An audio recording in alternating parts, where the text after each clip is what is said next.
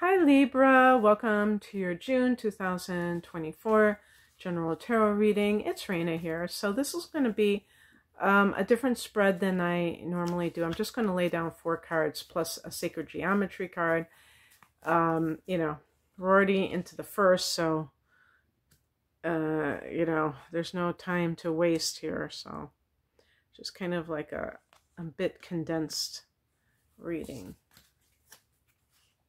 And also a change of pace. I'm just going to cut these Sacred Geometry cards and lay that face down. It's kind of fun sometimes to do face down because they're kind of like surprises, right? I've seen readers do that sometimes, and I always like do them face up, but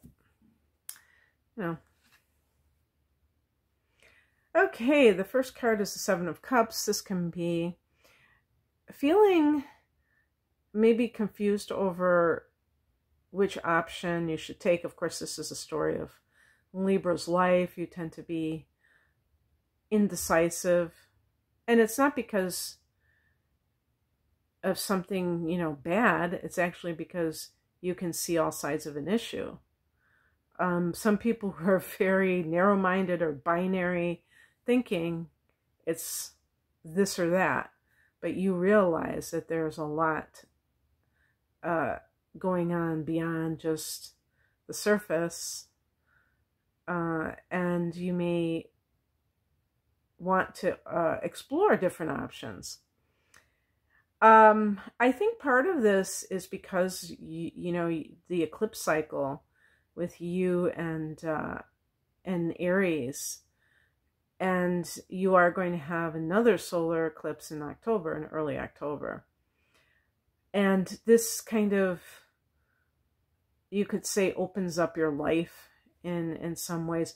And actually, there's other things too, because you have Jupiter going into your 9th house in the sign of Gemini. And that, Jupiter rules the 9th house. So it really enhances this idea of like expansion for you. And when we get a lot of opportunities, there can be a lot of, more indecision, because it's like the fear of missing out, FOMO. And another thing too is that this can be a card of wishful thinking. So you might be in a relationship with someone and you're hoping that they're going to change. And this is another area that could be really featured. This is the house that you rule, the 7th house, and you had a solar eclipse there in April. So, there's things going on there. There's a lot going on there. Chiron is there. So just this idea of choice, this idea of like maybe hoping that something's going to be other than what it can be, perhaps.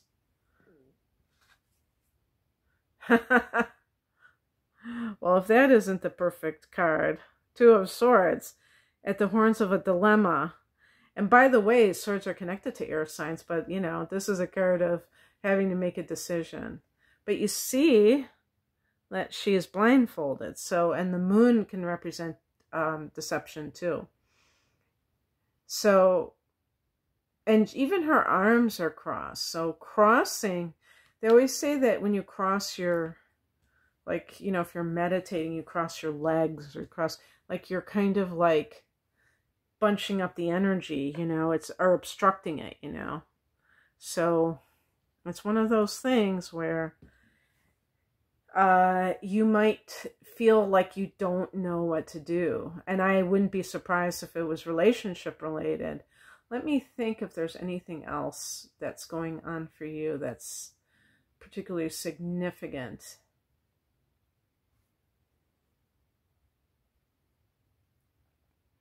You will have a full moon in your 4th house of home and family this month. And then a couple weeks after that, it will follow that you will have a new moon in your 10th house of career. So this might be career related, you know, but I wouldn't be surprised if it's relationship related.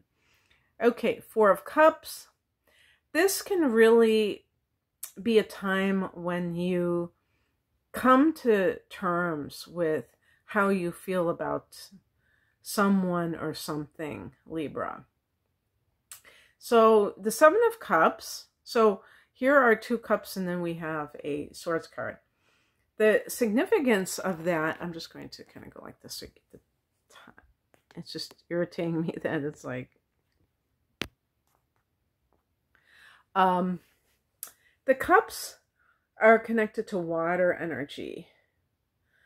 And water, well, the water signs, Cancer, Scorpio, Pisces, they deal in emotion. You're air, you're swords. So is Gemini, so is Aquarius. And you're coming at life from the intellectual, the mental part. So that is at odds. So maybe you're with somebody who's a water sign and you feel like you're really living in alternate universes. It can be difficult for those two signs. You know, of all the water signs, Cancer might be the one that some of you are with because you're both cardinal signs, and there is an irritation because it squares those two signs square each other, but there's also, like, especially on the physical level, this physical attraction. But you may find with the Four of Cups that you're dissatisfied, and maybe it takes a while to sink in. You try to put a good spin on it, the Seven of Cups, and then you realize, no, it's not going to work. Because I do feel that this, you know, you had a lunar eclipse in your sign back in March.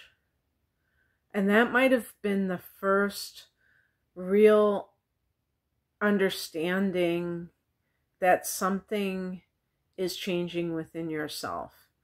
But sometimes, you know, when we're seeing our life change, we don't think of other people, but yeah, that accompanies the change. And you may realize that you're just not happy in a relationship, even if you've tried to make it work. You just don't feel like it's for you, and yet you don't want to hurt that person. And if it's in the workplace, it can be a sense of being feeling satisfied by you know, fulfillment. The fulfillment of it might not be there. Maybe at one time it was, but now it's not. Aha! Yep. The World card is the last card of the Major Arcana. This is graduation day. And what it means is that whatever, you know, there is something in your life that is coming to a close, and that's okay. It doesn't mean that anything is wrong or bad. This is true. Even if somebody is married for 60 years, death, you know, which is just on the physical level, but that alters a relationship, and it's sad, but it is what it is. So the World card to me is about the seasons of life. And knowing that, you know, sometimes we have to accept the fact that some things change, you know, like with the Four of Cups, if this is a person, maybe once you were really in love with that person and now not so much. Now it could be that that person changed and maybe they were not who you thought they were. Maybe they cheated on you. They could have done some terrible thing that permanently altered the relationship and made you lose trust in them. But the Four of Cups is more about dissatisfaction. So sometimes this simply happens because people grow in different directions and they don't really have much in common anymore. So I think it's going to be a month where emotions come to the surface, and maybe there is some kind of decision that you have to make in order to, you know, get to your next phase in life. The World card is here, but you can also gracefully allow something to end and not need to start something new too. So I'm going to read this sacred geometry card. It's called Emergence, and it says, the frequency of emergence invites us to approach our reality with a childlike attitude of innocence and wonderment, and to watch and celebrate the beauty that unfolds from that place.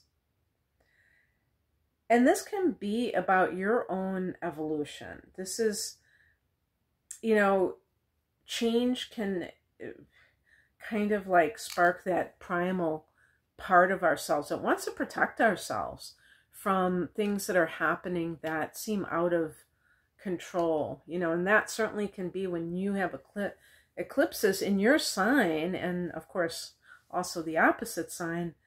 It can feel like, oh my gosh, I don't know if I can deal with these things that are changing in my life. And yet if you can acknowledge that it's difficult and still, like they said, keep that, maybe that curiosity and that innocence, and see like, wow, you know, this is, things are, you know, shifting, and I really don't have to do anything. It's almost like it's fate that's stepping in. And how does that feel? So that's what I have for you, Libra. I hope that this resonated. If you would like a private reading, I'm primarily an astrologer. I have a package deal called my deep dive readings, which are an hour of natal chart analysis, an hour of transits, and for a special price for the upcoming year, these transits, next 12 months. And I have all kinds of readings, love, career. You can find out more information at the link below. Thanks for watching. Bye.